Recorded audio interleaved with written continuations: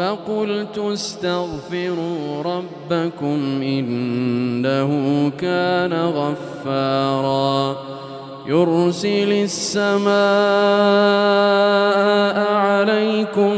مدرارا ويمددكم بأموال وبنين ويجعل لكم جنات ويجعل لكم أنهارا ما لكم لا ترجون لله وقارا وقد خلقكم أطوارا